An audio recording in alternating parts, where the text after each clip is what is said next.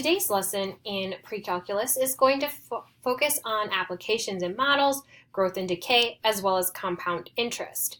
Our population growth function is defined as our population after a certain amount of time is equal to the population at the time in which we know of times e to the power of the rate at which we're growing, and keep in mind we turn our rate from a percentage to a decimal, times the amount of time in question. So in 2014, the population of Ghana, located on the west coast of Africa, was about 25.8 million, and the exponential growth rate was 2.19% per year.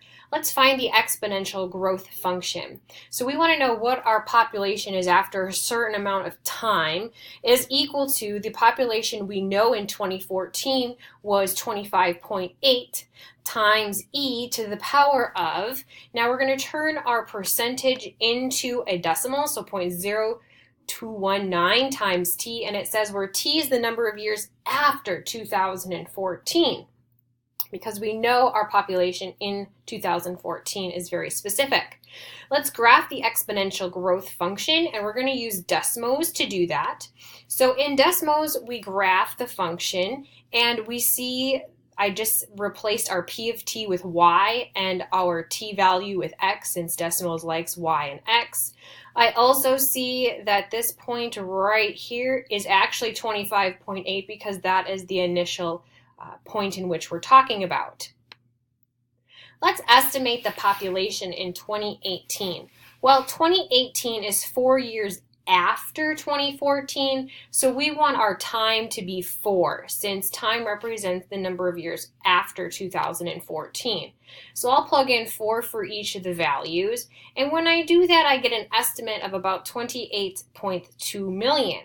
So using Desmos, I can see that if I put my x value, since our time is the x value in Desmos, when I plug in x equals 4, I can find our graph point where they intersect, and they intersect at the year 4 years after 2014 is approximately 28.2 when rounded million.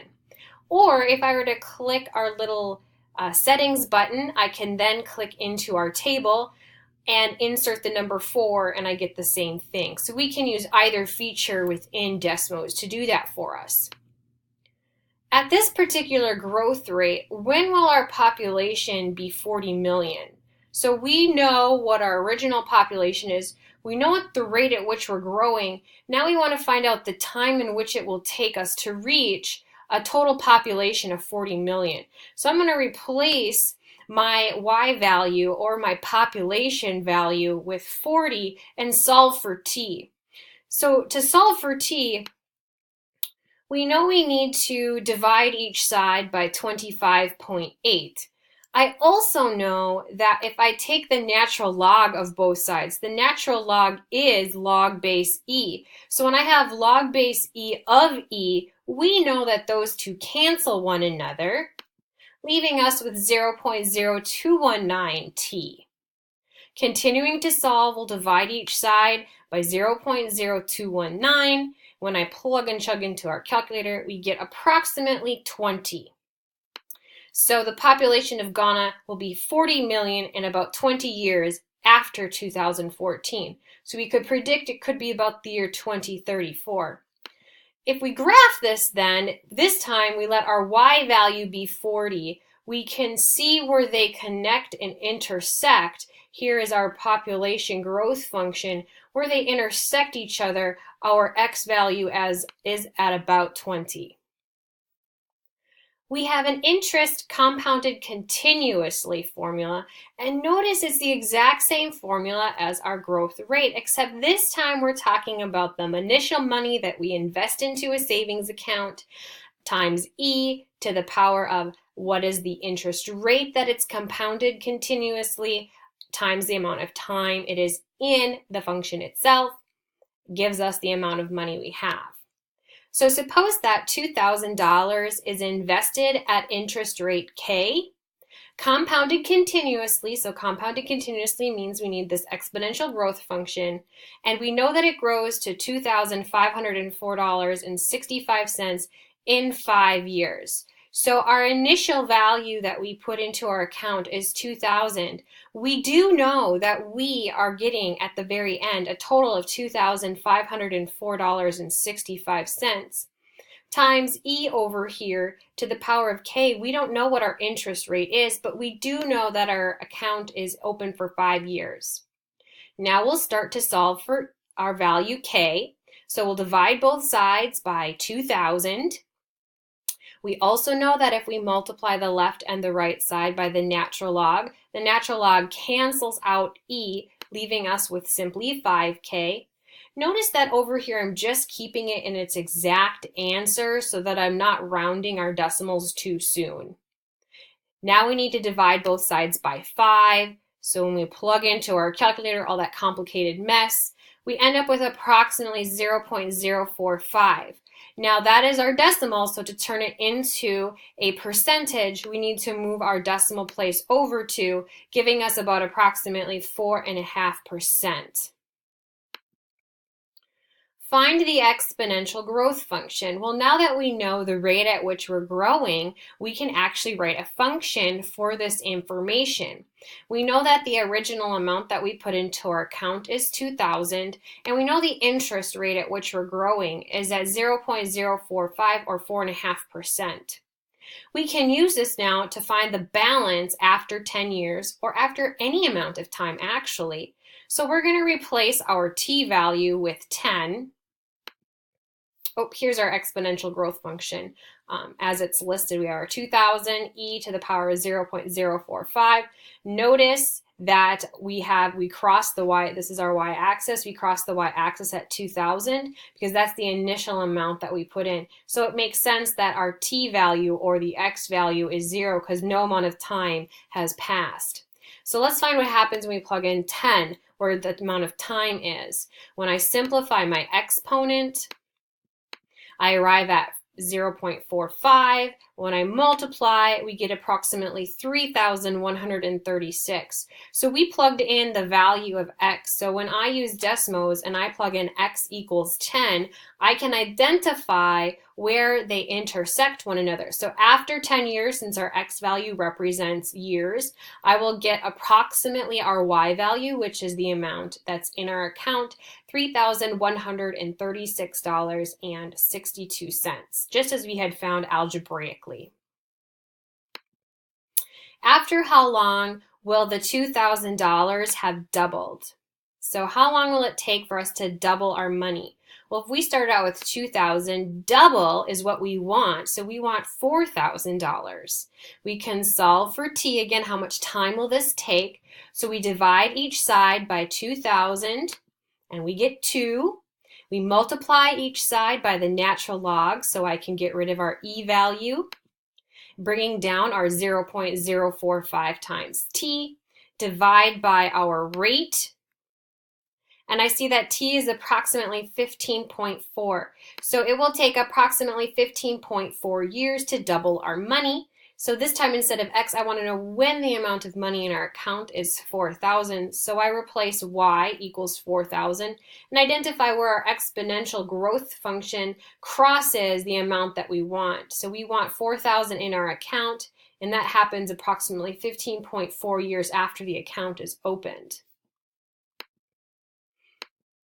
So what we just did was found the growth rate and the doubling time. So growth rate and doubling time are related. So the rate times the time is equal to the natural log of 2. Or we can find the growth rate by taking the natural log of 2 divided by how long it takes to double. Or we can identify the doubling time, which is equal to the natural log of 2 divided by our rate. So as an example of that, we have the populations of the Philippines is now doubling every 37.7 years. So we know what the value of t is. We know that the time it takes in which to double is 37.7 years. What is the growth rate? So if we're looking for growth rate, we want to take the natural log of 2, which is just a number, divided by how long it takes to double. So the natural log of 2 divided by 37.7 is approximately 0.0184. Turning that into a percentage gives us about 1.84% per year is the rate at which the population in the Philippines is growing. A lake is stocked with 400 fish of a new variety. The size of the lake, the availability of food, and the number of other fish restrict the growth of what type of fish in the lake to a limiting value of 2,500. The population gets closer and closer to this limiting value, but will never reach it. It's because of those availability of food, the number of fish, and all the other factors that go into the lake. The population of fish in the lake after T, time, in amount of months, is given by this function. So note that this function increases towards the limiting value of 2,500.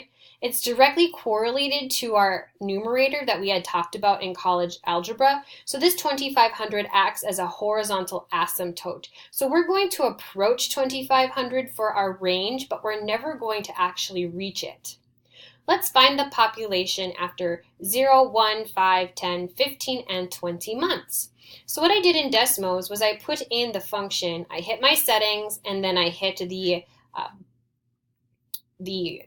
table values. I didn't have table values for 5, 10, or 20, so I had to add them in by just clicking to the next level and typing in the number that I wanted. As we see, our function is getting closer and closer to 2,500. If we were to continue this path, the same would happen. And get closer to 2,500, but never actually reach because of that limiting value. We could also find this by plugging in our time values into the equation where t is and solving as well. Notice the exponential decay function here is the exact same as the exponential growth. The only difference is that our k value is negative because we're going to be falling because we're decaying and not we're decaying and not growing. Similarly, look at our decay rate and half-life. They're the exact same formulas as the growth rate in doubling time. So anytime we're talking about decay rate, growth rate, half-life, or doubling time, we can use the exact same formulas because they're the exact same.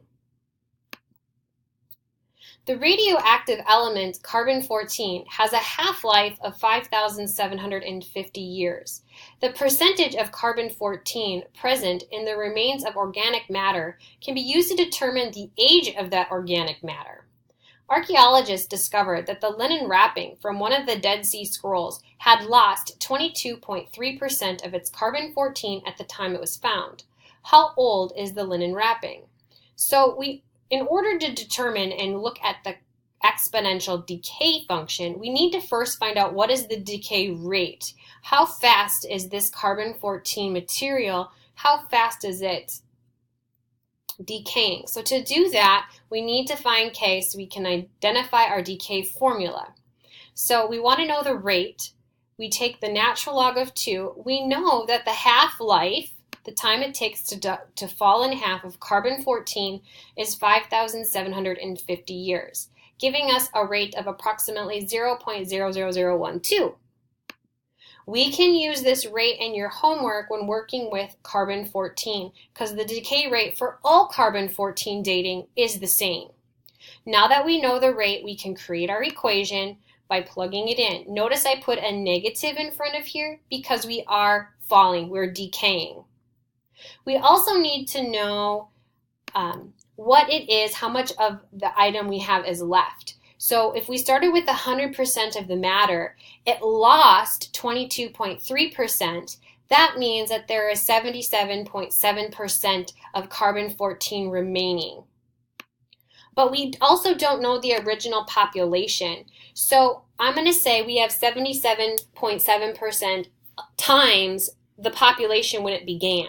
We don't know what it was when it began. We don't know how much there was. We just know how much has lost. So similarly, that's equal to whatever population we started with times e to the power of negative 0.00012t.